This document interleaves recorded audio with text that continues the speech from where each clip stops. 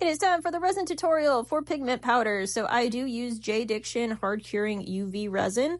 If you do use a different type of resin, I am not entirely sure if this will kind of mirror over into that. You're gonna have to do some testing on your own just to see what works and what doesn't. But I know for this does work. So you have that.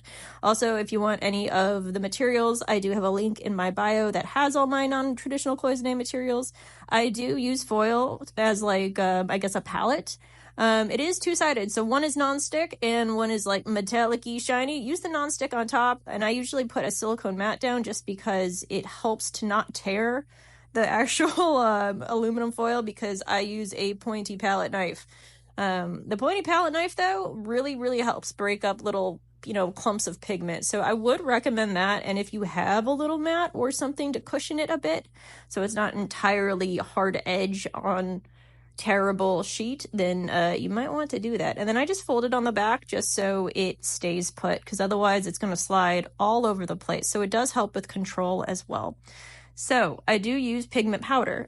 These are a few that I'm going to use today. I have an opaque yellow and a transparent blue.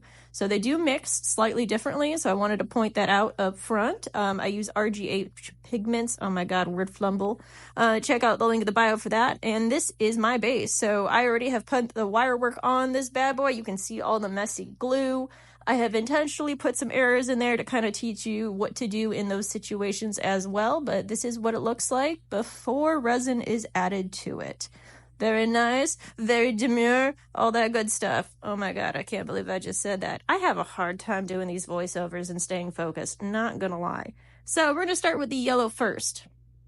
So you can see it's just big old little chunkies. So I have this itty bitty little spoon. It came with like a resin starter kit, so sadly I don't exactly know where to get one from. Just make sure you clean it out before you put it in. You don't want to mix up your colors and have things blend weird. So that's roughly what I use for this, and I'll go into a little bit more depth on it. So it's like half a scoop, if that's even possible to see it. I'm trying my best to work with the focus on this camera, but it's like half a little scoop. Opaque colors, when it comes to pigments, go a long freaking way. So less is more. I would start off as dainty as possible until you figure out what you need, because if you oversaturate it, it will not cure. So keep that in mind. It would have it'll end up peeling up on the sides, and then the inside of your resin will still be liquid. So you don't want that. Start little. And then I count to 10. So 1, 2, 3, 4, 5, 6, 7, 8, 9, 10. And this usually covers a little bit more than a square inch of space. So whatever you're using for your canvas, like this is a 2x4. You have to multiply that out, and then you'll kind of know how much resin to use. That way you can limit your waste. But also, if you get a brand new bottle, it's going to kind of come out a little bit thicker. So keep that in mind too. So breaking all this pigment up and mixing it into the resin. This can take a long time, and it puts a ton of bubbles into your resin. So just keep that in mind on the forefront. Honestly, what I do is pretty much work as much of the clumps out. Like, I try to have zero particulate matter if I can avoid it, because all those little particles, when you let sit in your resin while it levels, will sink to the base. So if you are doing something that's transparent, for example, you will see every single little dot of yellow pigment that was not broken up. So these are still very finely powdered pigments, but they still have a lot of work. So just keep that in mind. And different pigments kind of have different work times when it comes to blending.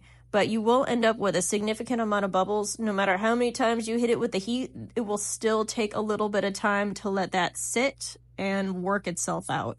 If you have a fancy air gas, non-gasser, degasser, I don't know. They have little things you could put stuff in for resin and it'll degas it. If you do have one of those, I recommend putting the pigment, when it's mixed in the resin, into that itself. Don't put the piece, like the art piece, in there. Because if you do put the art piece in there, it will let you know where there's every single flaw and hole in your wire work, and it'll all leak out. So don't do that. But if you do just the pigment and resin itself, then it's usually just a lot easier and faster. But yeah, so after you work through all the pigment, and you can see, like, it just takes a long time. I honestly think I probably worked on the yellow for about 5+ minutes, so keep that in mind. It's a labor of love when it comes to this as well, but also it is beneficial to mix your colors first before you actually start filling them in. So if you are going color by color, it could increase your time that you need in order to finish it. So if you let one color sit and degas while you start mixing up the next color and let that degas, it usually will help the process kind of move along. But yeah, it does take a while. The other thing too, I'm going to try to throw in as many like tips of the trade as I can in here because I've definitely picked some up over time. Try to avoid mixing multiple pigment colors into one section of resin. So mix your yellow, mix your blue, but if you want to mix green, mix the powder itself and put it aside. Don't just mix a scoop of blue and a scoop of yellow, because for some reason, especially when you're working between transparent and opaque colors, it's just a lot harder to fully incorporate both of those at the same time. So one thing that I do, especially if you go back into my pigment blending tutorial, is I just put it both into the mortar and pestle and just work out a pigment that is the color that I need. And the nice thing about that though is if you run out of pigment, you can literally go grab a scoop. You don't have to try to eyeball it because the colors will never match up perfectly. So it really depends on what size you're doing for your art pieces. And the nice thing about hard curing UV resin is as long as there's no UV hitting it, it's not going to dry up on you. So that's a wonderful, wonderful thing. I have noticed that transparent pigments are a little bit more sensitive to UV light. So if you are in a room that has not necessarily direct light, but ambient light coming in through your window, it can still cure it. So yeah, no windows is good windows when it comes to this art style for sure. So when it comes to transparent colors, you'll see that I'm actually using 2 scoops, and these are full scoops. Flat at the top, kind of like what you do when you are using flour in the kitchen, like you kind of level it off at the top. It's the same case here, but I'm also making more color. So instead of using half a scoop for 10 circles, if that makes any sort of sense, this is going to be 1 full scoop for 10 circles, and I am just making twice the amount. So I put down the pigment, and then I am hitting the other mixed yellow with a little bit of fire to pop some of the outlying bubbles. Granted, more of them will develop, and then I'll just have to, hit it again. It's not a big deal though. So we have 1, 2, 3, 4, 5, 6, 7, 8, 9, 10. 1, 2, 3, 4, 5, 6, 7, 8, 9, 10. So that's how I measure it out. It's just easy to stay consistent. It's not an exact science. Like I'm sure if someone wanted to like measure out how many grams or like milliliters, they absolutely could, but I'm not like that. I guess I'm one of those people that cook with approximate measurements when it comes to like spices instead of actual ones. So you can see here, since this is a transparent color, the way that the actual, I guess, dry pigment blends in, you can see it. You can definitely see whether or not something is squished up or not. And the longer you work on it and the less little pieces and chunks are in there, the more opaque it becomes, which is just really nice because you know for a fact when your color is done. When you're working on something like yellow where it's already an opaque pigment, it's a little bit harder to tell that something is thoroughly mixed in. You kind of have to flatten it out and work on it that way. I've seen some people use like tiny little paint molars, but I feel like that's just a lot of work, and then you have to clean it off the molar, and then you're losing product at that point. I just felt like using a little palette knife was honestly the best way to do it. Like I said, it does take a little bit of time, but it's cheap and it's effective, and you have a little bit more control of it, in my personal opinion. But if you want to try something else, do it. And if it works, let me know, because I might do it too.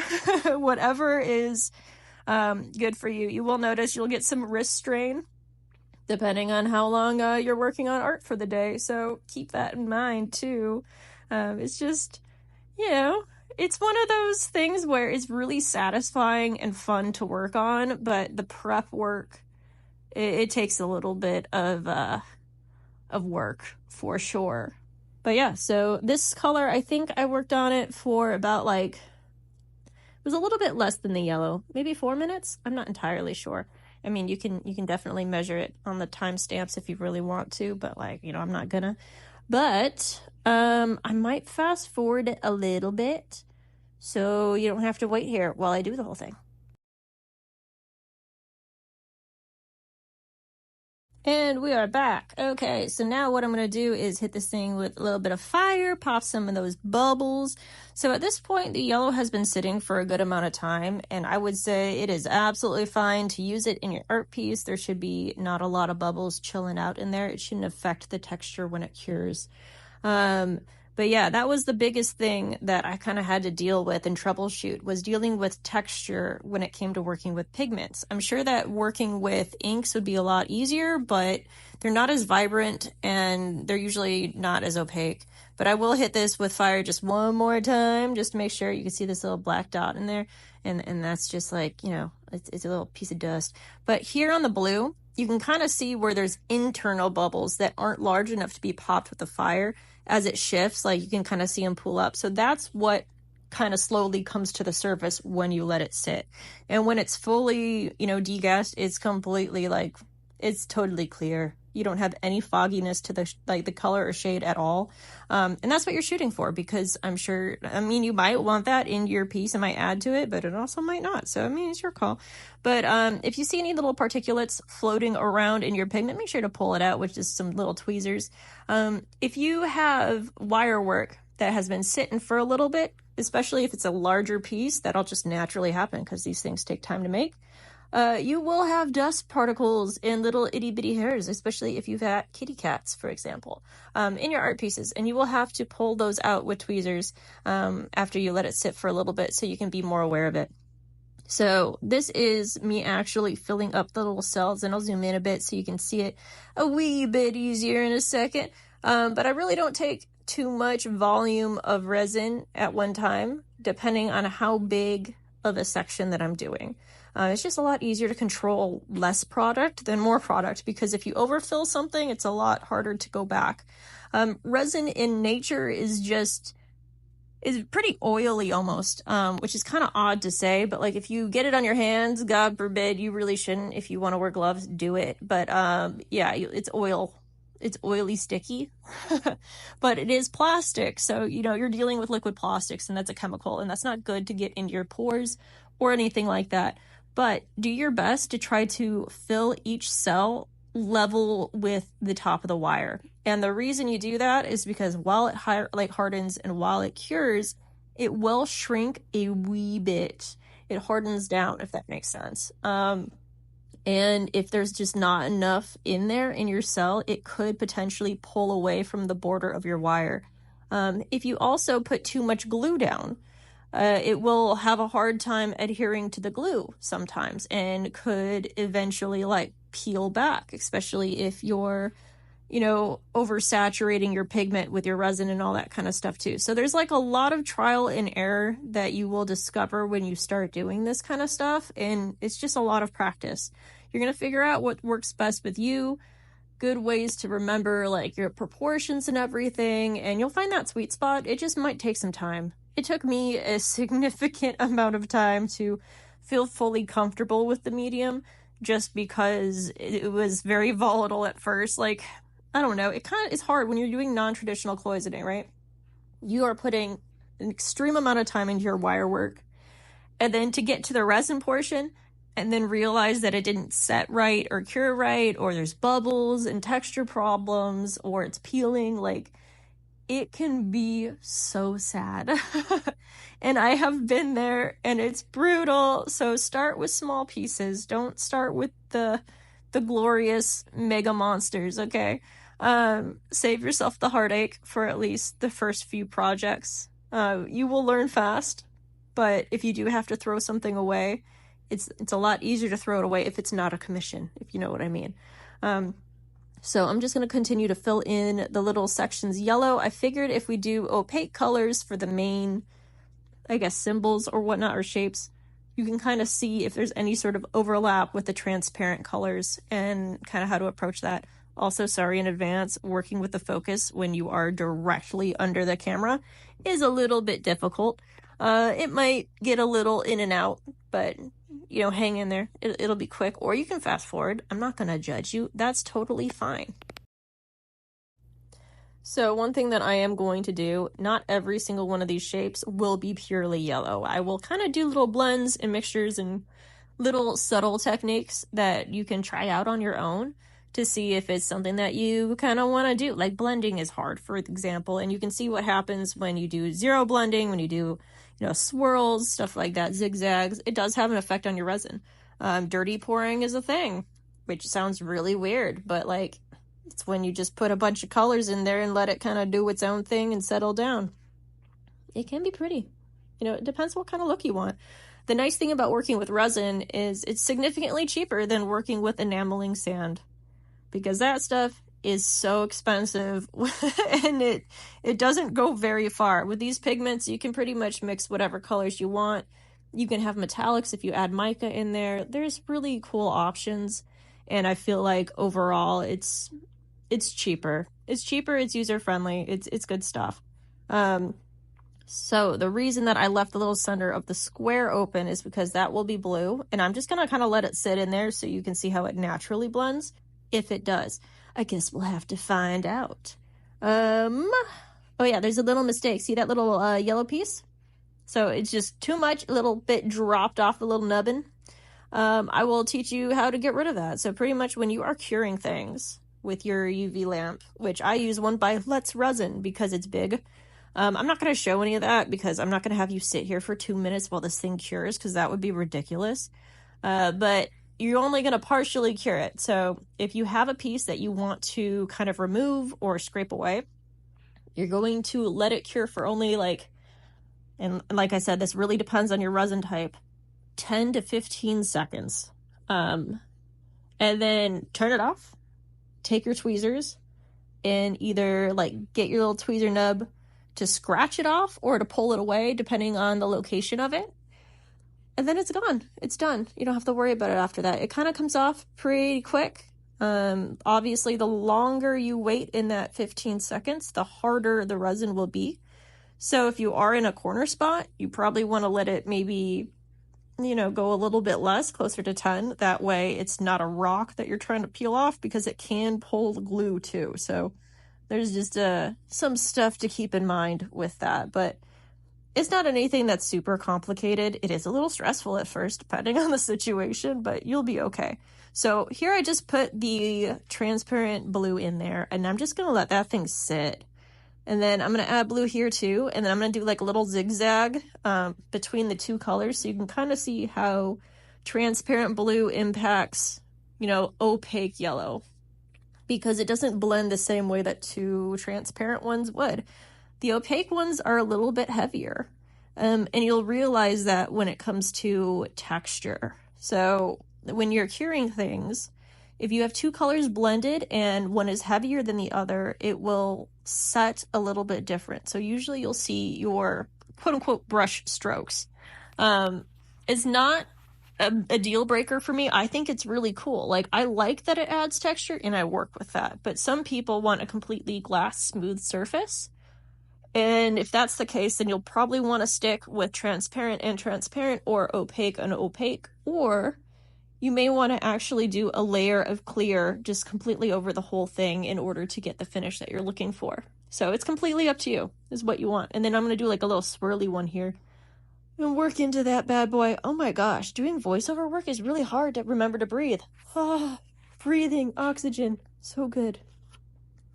So here I'm just going back and forth and dragging one color into the other color. You can see it's kind of creating a green effect. It's not a true green because the two tones are not completely mixed together. And at the end, I'll show you what that looks like. If you actually mix the two pigments, what you get and what kind of opacity that it has. It's definitely unique, but usually, rule of thumb, if you're doing opaque and transparent, transparent will start to sit on top of the opaque. It'll go over it. It'll kind of add a little bit of depth to your art piece. This one's just like a little coffee swirl. It looks like latte art to me, but it's a good way to add texture, movement, and depth. So that's usually what I recommend. And then trying to think, I'll probably just cure it at this point. So I do not usually recommend curing two colors that are in cells directly next to each other. There's just a lot that can happen and go wrong, and it's hard to fix. So especially at first, try to keep one empty cell between them. And I'll show you like kind of what happens if you don't. But hit that thing with fire, let it sit for a little bit. If you look at an angle, usually where you can see like light reflecting off of the surface, you can usually tell if there's any sort of air bubbles or gas being released. So here, you can see the texture. So if you just put the blue into the yellow, you kind of have a pretty hard line. Latte art, you obviously have your swirls, and you can definitely see that there is a difference in texture. But if you covered that with clear on top, it wouldn't be an issue. You can also see a little dot of unbroken down blue pigment too in that other spot. So now we're getting into the background. So obviously our shapes are cured, so if I accidentally get blue onto the yellow, it won't be the end of the world. Because if you do and it's not cured, you're going to have to try to scoop it out. And even so, because it's so oily, it's just really hard to get all of the pigment out without like completely emptying a cell and refilling it. It's just way easier, I promise. So the background here is going to be blue, and then eventually we're just going to, jazz it up a little bit and show you some other things too. Not super crazy, but I will fast forward this a little bit until we get to the next section that I can talk about.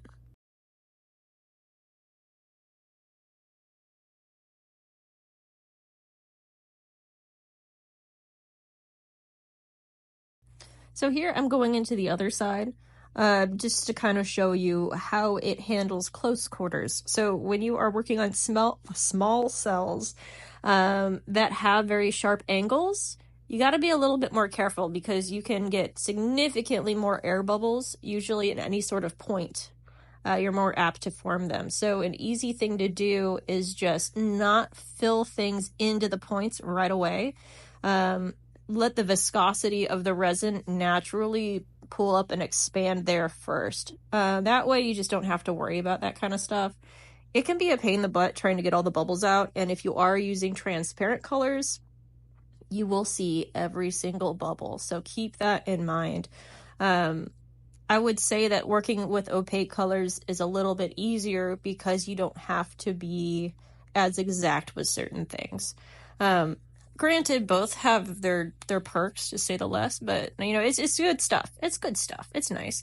Another thing too, you could get glue bubbles. That is something that can develop while you're doing your wire work, and you won't be able to fix that. So that is something that if you are using a transparent color, you will 100% see and you can't remove. So if that's going to drive you crazy and you're a little bit on the OCD side, then I would recommend staying away from those types of pigments. This resin is it's kind of like self-leveling, but you do have to let it sit for a little bit in order for it to do that. And as it moves and shifts, it will be very obvious if you have a flat table or not. But you may realize that you need to add more pigment to certain areas if for some reason the level is just, it's making you realize like it's not full all the way through, or some areas for some reason it didn't pool in the same way as the others. So just keep that in mind. It's not anything crazy, but it might be something that might slowly drive you insane. Just a little bit. So now I'm going to actually finish up a little bit of this blue and back to the fast forwarding.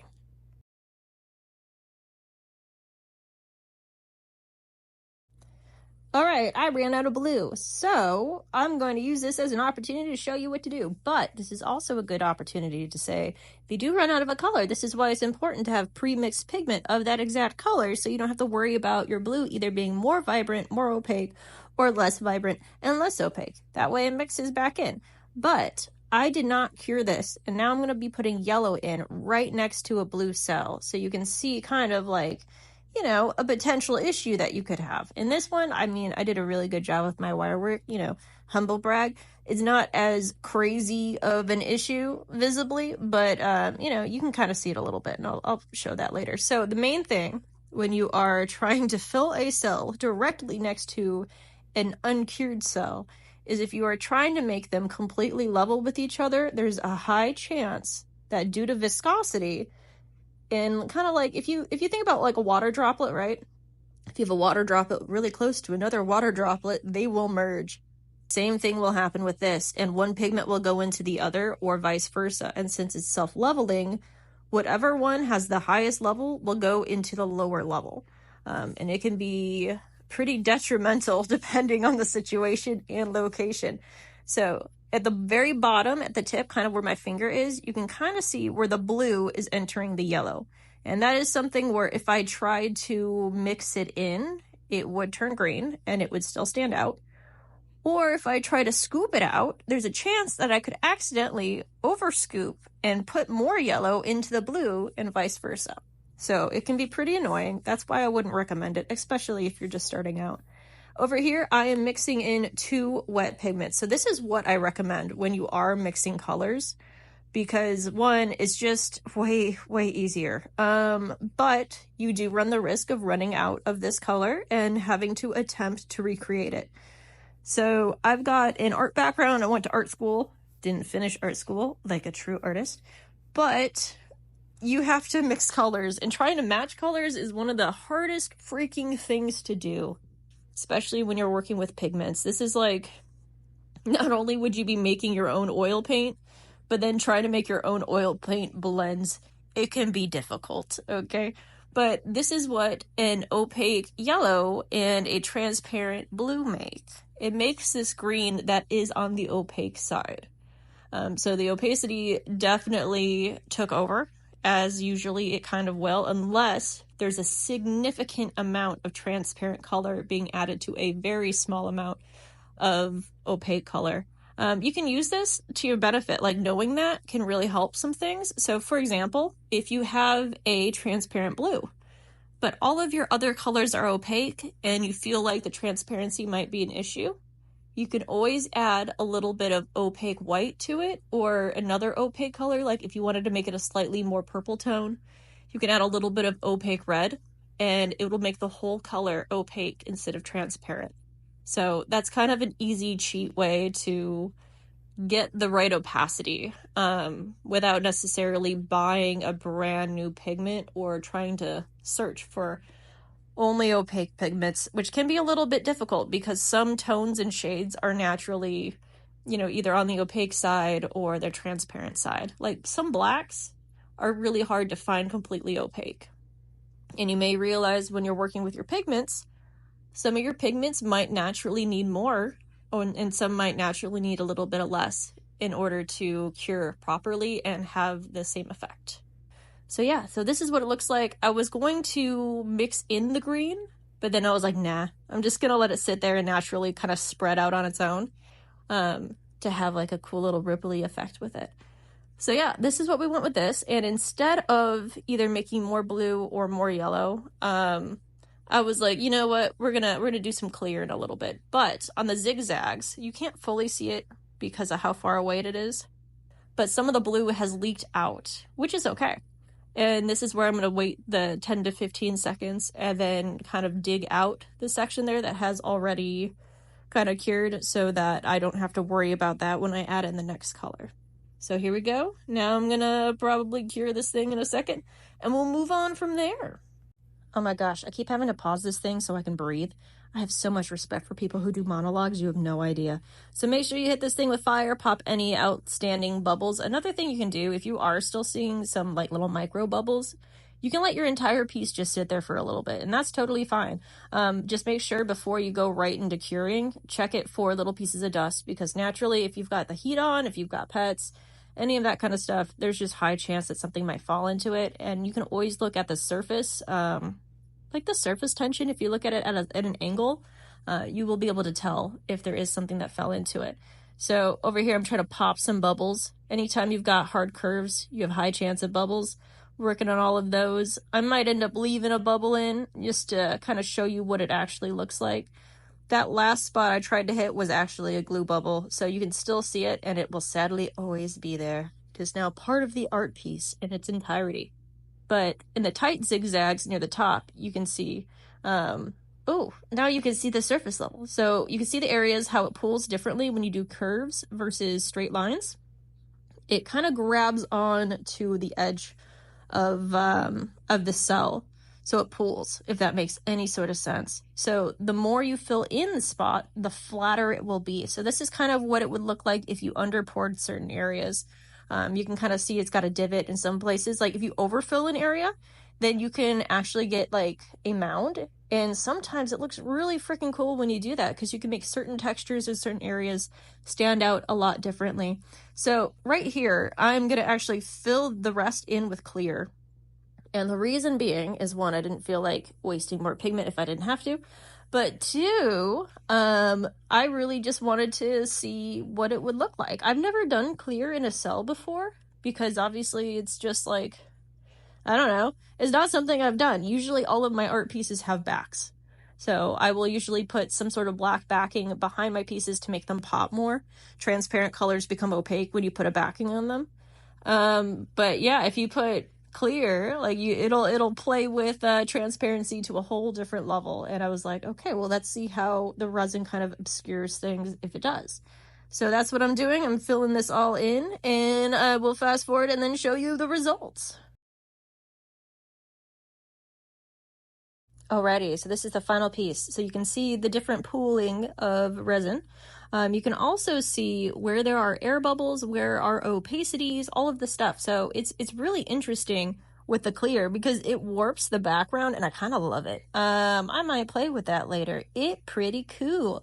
But you will see a little bit of glue. Any sort of dust particles will be very visible. Air bubbles will stand out a lot when you do have something that's clear. So keep that in mind.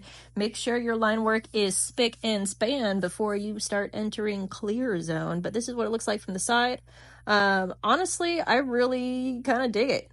This was a fun little project piece. Hopefully you guys learned a lot about resin. If you have any sort of questions, or I did not cover something, or I didn't cover something well, let me know. I will try to go back over it or go into more depth. This is what it looks like from the back.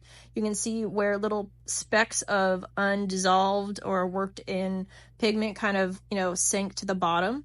So yeah, you have to think about that as well. But overall, I love it.